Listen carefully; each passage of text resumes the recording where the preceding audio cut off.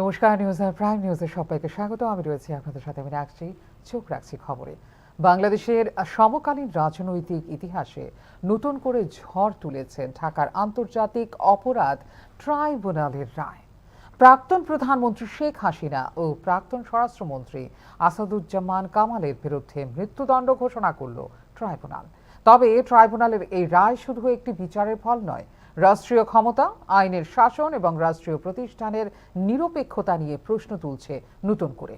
অভ্যুত্থান পরবর্তী অস্থির পরিস্থিতিতে এই রায় দেশের ভবিষ্যৎ রাজনৈতিক গতিপথকে কোন দিকে নিয়ে যাবে তা নিয়ে এখন তীব্র বিতর্ক চলছে আন্তর্জাতিক মহলে।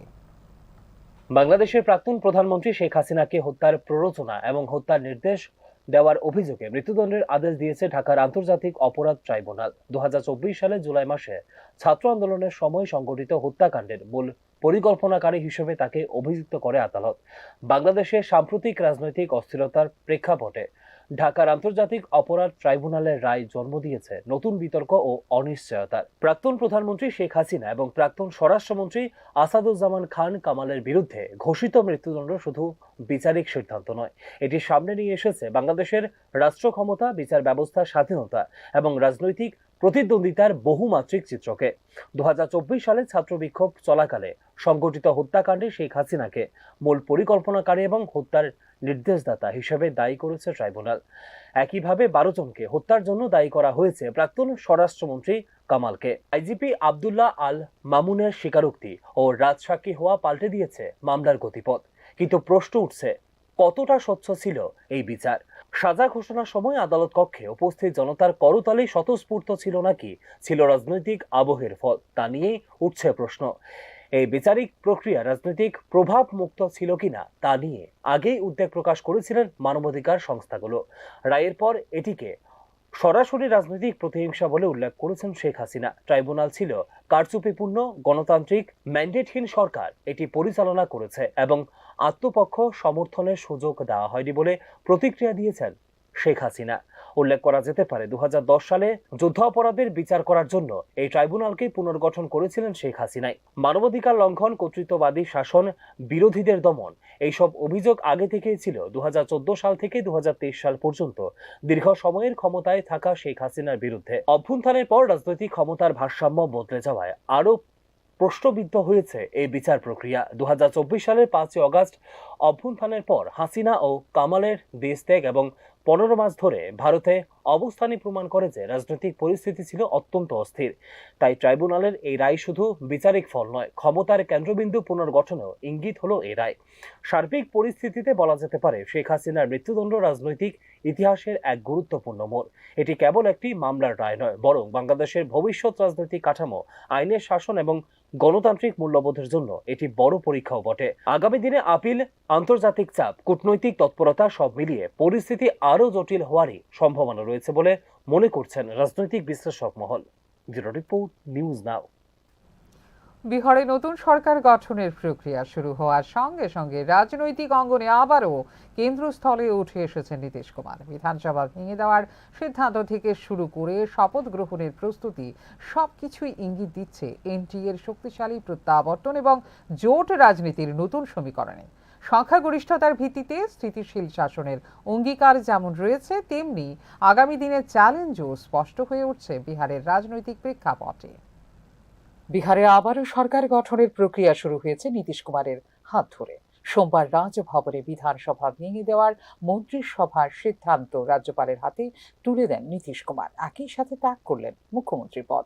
একদিকে এটি যেমন ছিল প্রশাসনিক আনুষ্ঠানিকতা, অন্যদিকে তা ছিল এনডিএ জোটের ভবিষ্যৎ কৌশলগত অবস্থান স্পষ্ট করার একটি গুরুত্বপূর্ণ ধাপ।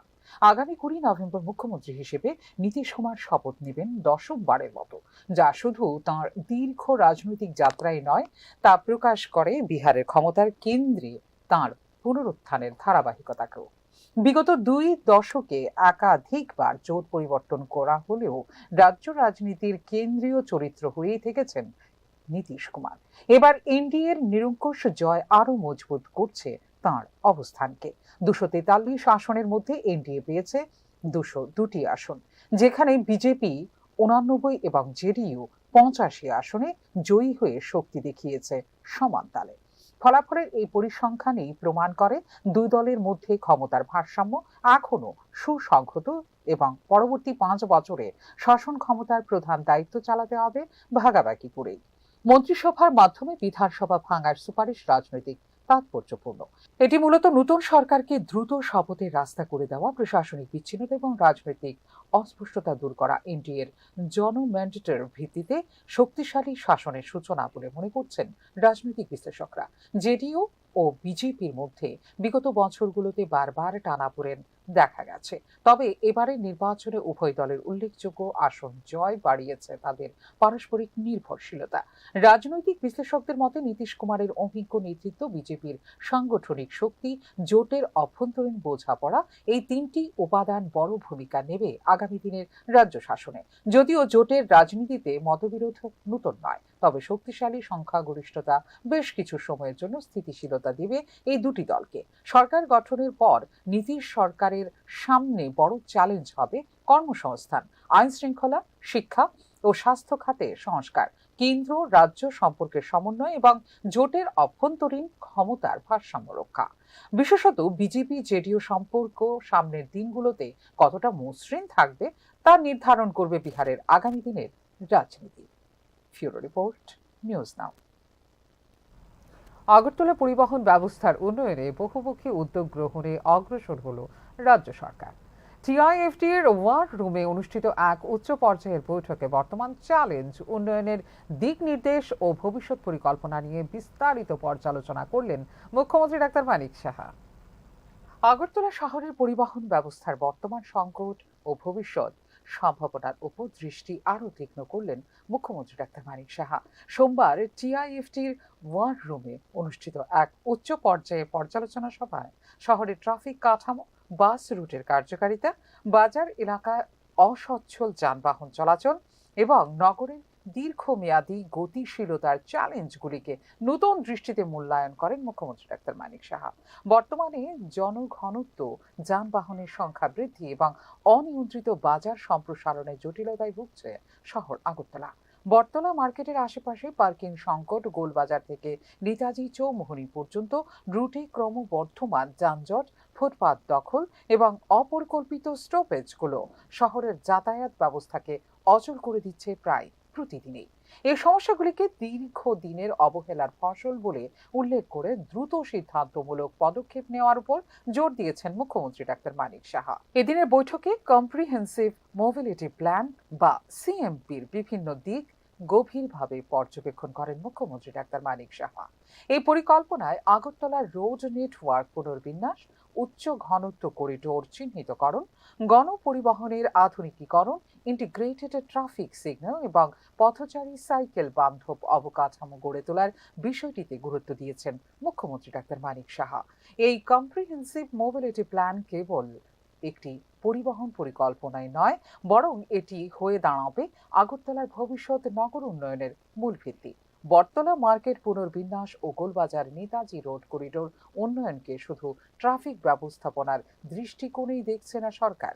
শহরের বাণিজ্যিক প্রবাহ, বাজার ভিত্তিক অর্থনীতি এবং সাধারণ মানুষের হাঁটা চলার পথের নিরাপত্তা, এসব ক্ষেত্রেও বড়সড় ইতিবাচক প্রভাব পড়বে বলে উঠে আসে এদিনের পর্যালোচনা বৈঠকে। শুধুমাত্র রিপোর্ট তৈরি করে থেমে গেলে হবে না, দ্রুত মাঠ পর্যায়ে বাস্তবায়ন নিশ্চিত করতে হবে বলেও এদিনের বৈঠকে আধিকারিকদের নির্দেশ দিয়েছেন মুখ্যমন্ত্রী। যানবাহন ও পথচারী নিরাপত্তা, মার্কেট ও করিডোর ব্যবস্থাপনার বৈজ্ঞানিক পুনর্বিন্যাস, গণপরিবহনের সময়সূচি ও রুট ম্যানেজমেন্টের আধুনিকীকরণেও গুরুত্ব আরোপ করেছেন মুখ্যমন্ত্রী। বিশেষজ্ঞদের মতে সিএমপির যথাযথ বাস্তবায়ন হলে যাতায়াতের গতি যেমন বাড়বে, তেমনি শহর হবে আরও নিরাপদ এবং কমবে পরিবেশগত চাপ। তবে এর জন্য প্রয়োজন হবে সরকারের পাশাপাশি বাজার ব্যবসায়ী, পরিবহন সংগঠন ও স্থানীয় নাগরিকদের সক্রিয় অংশগ্রহণ। ফিউরো রিপোর্ট, নিউজ নাও। ত্রিপুরায় উদ্বেগজনক হারে বাড়ছে সাইবার প্রতারণা। প্রতিদিনই রাজ্যের বিভিন্ন থানায় জমা পড়ছে নতুন অভিযোগ। আধুনিক প্রযুক্তির অপব্যবহার এবং মানুষের ডিজিটাল অজ্ঞতা, এই দুটি বিষয় মিলিয়ে ভয়াবহ পরিস্থিতি তৈরি করছে সাইবার অপরাধীরা। প্রতারকদের হাত থেকে নিরাপদ নয় সাধারণ মোবাইল ব্যবহারকারীও। ভুয়ো লিঙ্ক, ফিশিং কল, ম্যালওয়্যার সব মিলিয়ে আজ বড় প্রশ্নের মুখে আর্থিক সুরক্ষা। রাজ্যে সাইবার প্রতারণার ঘটনা উদ্বেগজনকভাবে বাড়তে থাকায় চরম দিশেহারা সাধারণ মানুষ। প্রতিদিনই রাজ্যের বিভিন্ন থানায় জমা পড়ছে নতুন অভিযোগ। নিউজ নাওয়ের হাতে আসা ক্রাইম ব্রাঞ্চ ও সাইবার থানার পরিসংখ্যান অনুযায়ী চলতি বছরে অন্তত 8 কোটি টাকারও বেশি হাতিয়ে নিয়েছে বিভিন্ন সাইবার প্রতারক চক্র। বিশেষজ্ঞদের মতে মানুষের প্রযুক্তি জ্ঞানহীনতা এবং সতর্কতার অভাবই সাইবার অপরাধ বৃদ্ধির অন্যতম কারণ। সম্প্রতি আমবাসার এক অবসরপ্রাপ্ত সরকারি কর্মীর ব্যাংক অ্যাকাউন্ট থেকে প্রায় 2.5 লক্ষ টাকা তুলে নিয়েছে প্রতারকরা। তার পিএনবি অ্যাকাউন্টে কোনো নেট ব্যাংকিং বা অনলাইন অ্যাপ পরিষেবা সক্রিয় ছিল না। তবুও ইউপিআই ব্যবহার করে দেশের বিভিন্ন প্রান্ত থেকে তুলে নেওয়া হয়েছে টাকা। কিভাবে তার মোবাইলের নিয়ন্ত্রণ প্রতারকদের হাতে গেল তা খতিয়ে দেখছে সাইবার পুলিশ। ঠিক আছে, একটু পরে তারা ওইটা ইয়ে করছে করি মানে এখানে ওটিপি নাম্বার ফাইলিছে এটা ইয়ে করে দিছে করার সঙ্গে সঙ্গে তো তারা বলে দাদা আপনারটা হইতো না, আপনার অফিস থেকে হেড অফিস থেকে ফোন নেব, আমরা হেড অফিস কোন জায়গায় আগরতলা থেকে আমরা সাড়ে ফোন করবো, আপনার একটা ডিটেলস নিব আর একটা নাম্বার ওইটা শোনাই দিব। আমরা ঠিক আছে করে তো গেছে, কোনো ফোনও নাইছে না। 3টা20 নাগাদ আমি দোকান বন্ধ করে ঘরে গেছি, ঘরে গিয়ে দেখি আমার অ্যাকাউন্ট থেকে 2,70,000 টাকা গায়েব। ইদানিং রাজ্যের সাধারণ মানুষের মোবাইলে গণহারে পৌঁছে যাচ্ছে পরিবহন দপ্তরের নামে পাঠানো ভুয়া জরিমানা বার্তা।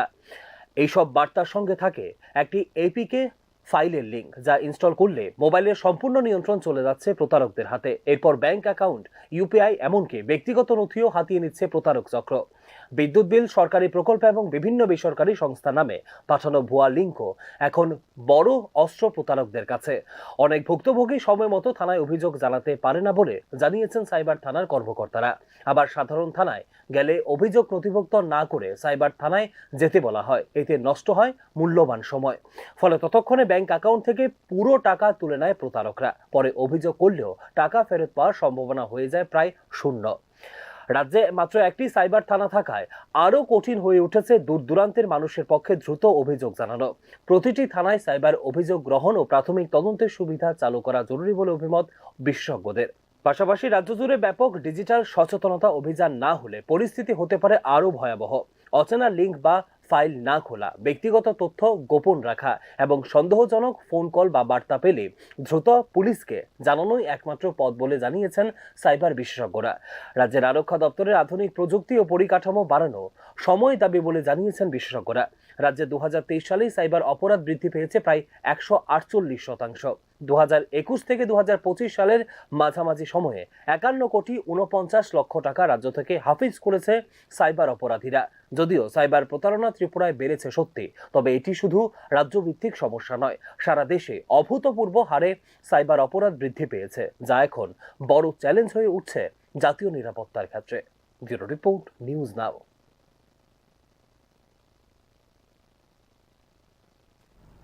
আখাউড়া আগরতলা আন্তর্জাতিক সীমান্তে প্রতিদিনের অন্যতম আকর্ষণ বিটিং রিট্রিট অনুষ্ঠানের সময়সূচিতে আনা হয়েছে শীতকালীন পরিবর্তন। সূর্যাস্তের সময় এগিয়ে আসায় 15 নভেম্বর থেকে অনুষ্ঠান শুরু হচ্ছে বিকেল 4:30টার বদলে বিকেল 4টায়।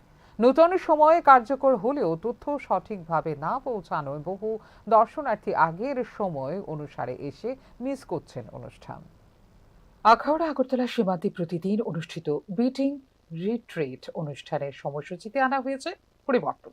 শীতকালীন সূর্যাস্তের সময় এগিয়ে আসায় আগামী ফেব্রুয়ারি 2026 পর্যন্ত বিকেল 4:30টা পরিবর্তে অনুষ্ঠান শুরু হবে বিকেল 4টা থেকে। গত 15 নভেম্বর 2025 থেকে এই নতুন সময়সূচি কার্যকর হয়েছে বলে জানিয়েছে বিএসএফ। তবে নতুন সময় সম্পর্কে অনেকে অবগত না থাকায় বহু দর্শনার্থী আগের সূচি অনুসারে সীমান্তে পৌঁছে দেখতে পারেননি বিটিং রিট্রিট। অনুষ্ঠান আগেই শুরু হয়ে যাওয়ায় মনোরম কুচকাওয়াজ ও পতাকা নামানোর ঐতিহ্যবাহী দৃশ্য উপভোগের সুযোগ হারান তারা। শীতকালে সূর্যাস্তের সময় কমে যাওয়ায় প্রতি বছরই অনুষ্ঠান সূচিতে সময় পরিবর্তন করা হয়। বিশেষত ডিসেম্বর থেকে ফেব্রুয়ারি পর্যন্ত পর্যটন মরশুম হওয়ায় দর্শনার্থীদের সুবিধার কথা মাথায় রেখে এই পরিবর্তন গুরুত্বপূর্ণ বলে জানিয়েছে বিএসএফ। নতুন নির্দেশনায় দর্শনার্থীদের অনুষ্ঠান উপভোগ করতে বিকেল 4টার আগেই সীমান্ত এলাকায় পৌঁছানোর আহ্বান জানিয়েছে বিএসএফ। প্রতিদিন অনুষ্ঠিত বিটিং রিট্রিট রাজ্যের সীমান্ত এলাকায় অন্যতম বড় আকর্ষণ, যেখানে ভারতীয় বিএসএফ ও প্রতিবেশী দেশের সীমান্তরক্ষী বাহিনী যৌথভাবে পালন করে সুশৃঙ্খল কুচকাওয়াজ, ব্যান্ড বাজনা এবং পতাকা নামানোর আনুষ্ঠানিকতা। 1700 শতকের সামরিক ঐতিহ্য থেকে উৎসারিত এই অনুষ্ঠান আজও বিশেষ জনপ্রিয় পর্যটকদের কাছে।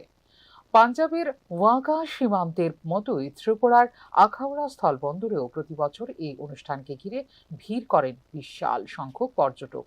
দুদেশের নিরাপত্তা রক্ষীদের সৌহার্দ্য শৃঙ্খলা ও সামরিক দক্ষতার অনন্য প্রদর্শন বিশেষভাবে আকর্ষণীয় করে তোলে এই বিটিং রিট্রিটকে। Bureau report, News Now. সড়ক দুর্ঘটনা ক্রমেই এক গভীর উদ্বেগের কারণ হয়ে উঠছে রাজ্যে। ধর্মনগরে এক রাতে 4টি পৃথক দুর্ঘটনায় মৃত্যু হলো একজনের। সরকারি পরিসংখ্যান অনুসারে সাম্প্রতিক বছরগুলিতে যান দুর্ঘটনায় বার্ষিক মৃত্যুর হার 226 থেকে 250। 2025 সালের প্রথম 6 মাসে সড়ক দুর্ঘটনায় 88 জনের মৃত্যু পরিস্থিতিকে করে তুলেছে আরও শঙ্কাজনক। সড়ক নিরাপত্তা পরিস্থিতি ক্রমেই উদ্বেগজনক হয়ে উঠছে সাম্প্রতিক বছরগুলোতে। সরকারি নথি, ট্রাফিক বিভাগের পরিসংখ্যানে উপলব্ধ তথ্য বিশ্লেষণ করলে স্পষ্ট দুর্ঘটনা কমানোর প্রচেষ্টা থাকলেও মৃত্যুর হার স্থিতিশীল নয়। ত্রিপুরায় বিগত কয়েক বছরে সড়ক দুর্ঘটনায় বার্ষিক গড় মৃত্যু 226 থেকে 250 জন, অর্থাৎ প্রায় প্রতি 1.5 দিনে সড়কে প্রাণ হারাচ্ছেন একজন করে মানুষ। 2021 থেকে 2023 এই 3 বছরে দুর্ঘটনার মৃত্যুর সংখ্যা 696 জন, যা দীর্ঘমেয়াদী বার্ষিক গড়ের সঙ্গে সামঞ্জস্যপূর্ণ হলেও কমার কোনো লক্ষণ নেই বলে মনে করছেন তথ্যবিজ্ঞ মহল। রবিবার রাতেও ধর্মনগরে পৃথক পৃথক 3টি সড়ক দুর্ঘটনায় মৃত্যু হয়েছে একজনের। এক্ষেত্রে দুজনের অবস্থা আশঙ্কাজনক বলে জানিয়েছেন চিকিৎসকরা। দেখতে পেলাম একটু আগে একটা পেশেন্ট এসেছিল যে আপনাদের এখানে ভর্তি হওয়ার পরে হঠাৎ মারা গেল। কি হয়েছিল? Actually patient accident, road traffic accident, বাইকে মানে ধাক্কা দিয়েছিল। তো পেশেন্ট যখন আমরা এনে আইসিল যখন খুবই খারাপ অবস্থায়, পেশেন্ট আনকনশিয়াস, নাক দিয়ে প্রচুর রক্ত বেরোতে আসছিল, হেড ইঞ্জুরি নিয়ে এসে আইছিল। তো খুবই খারাপ অবস্থা, আমরা ভর্তি করছি, সিটি স্ক্যান করানো, সিটি স্ক্যান দেখা গেছে মাথার মধ্যে মানে অনেক জায়গাতেই ব্লিডিং আছে। সিটি স্ক্যানে খুবই খারাপ অবস্থা। আমরা পেশেন্টের ইনিশিয়াল ট্রিটমেন্ট যা দেওয়ার আমরা দিছি, দিয়ে এসে তারপর মানে পেশেন্ট পার্টি বুঝে এসে রেফার করা হয়েছে যে এত খারাপ কন্ডিশন, মানে বাইরে বড় জায়গায় যেতে লাগবে। তো তারপর যাওয়ার পথে পেশেন্ট মানে যেতে পারছেন, অ্যাকচুয়ালি আমরা ওয়ার্ডেই মানে 9 মাসের কিছুক্ষণের মধ্যেই এক্সপায়ার করছে। আচ্ছা আচ্ছা, কি নাম পেশেন্টের? পেশেন্টের নাম অরুণ দত্ত। আচ্ছা, বয়স কত হবে? 72 ইয়ার্স। বাড়ি কোথায় বলতে পারবেন? বাড়ি শ্রীপুর। শ্রীপুর না? আচ্ছা, কি আপনার পরিচয়টা ম্যাডাম? ডক্টর অঙ্কিতা পরিচয়। ধন্যবাদ।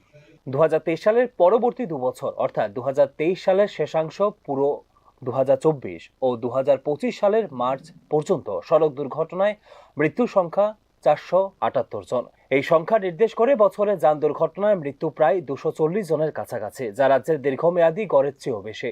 রাজ্য সরকারের দেওয়া সর্বশেষ তথ্য অনুসারে 2025 সালের জানুয়ারি থেকে জুন এই 6 মাসে সড়ক দুর্ঘটনায় মৃত্যু হয়েছে 88 জনের। যদি ধরে নেওয়া হয় বছরের বাকি 6 মাসেও মৃত্যু একই হারে অব্যাহত থাকে, তাহলে 2025 সালে মোট মৃত্যু পৌঁছাতে পারে প্রায় 170 থেকে 180 জনে। এটি তুলনামূলকভাবে কিছুটা কম মনে হলেও বছরের দ্বিতীয়ার্ধে দুর্ঘটনার প্রবণতা বৃদ্ধি হয়েছে বলে উঠে এসেছে রাজ্য সরকারের দেওয়া তথ্য পরিসংখ্যানে। অতিরিক্ত গতি ও যানবাহনের চাপ বৃদ্ধি, হেলমেট ও সিটবেল্ট ব্যবহার না করা, জাতীয় ও গ্রামীণ সড়কে রাস্তার মান ও আলোর সমস্যা, নেশাগ্রস্ত অবস্থায় গাড়ি চালানো ইত্যাদি বিষয়গুলো মূলত দায়ী সড়ক দুর্ঘটনা এবং এর ফলে উদ্বেগজনক মৃত্যুর পরিসংখ্যানে। যান দুর্ঘটনায় মৃত্যুর ঘটনাগুলি নিয়ে এবার পথে নেমে বিক্ষোভ প্রকাশ করছেন সাধারণ মানুষ। আজকে এখানে আধা ঘন্টার মধ্যে 4টা অ্যাক্সিডেন্ট হয়েছে। হ্যাঁ, এখানে রাস্তাটা দাবি গেছে, দাবার কারণে বাইক নিয়ে আসে, বাইকে তো এদিকে গাড়ি কৈলাস রোড থেকে গাড়ি আইতেছে, এদিকে রাস্তা পুরা ক্লিয়ার বোঝা যায় না, কেন আইয়া মানে একটা কান খাইয়া বাইক উঠিয়ে ওই সাইড ইয়ে করছে। হ্যাঁ, জায়গাটাও অন্ধকার, ওই কারণে অ্যাক্সিডেন্ট হয়েছে। এই কারণে আমরা রাস্তা ব্লক করছি যাতে তার কোনো অ্যাক্সিডেন্ট না হয়।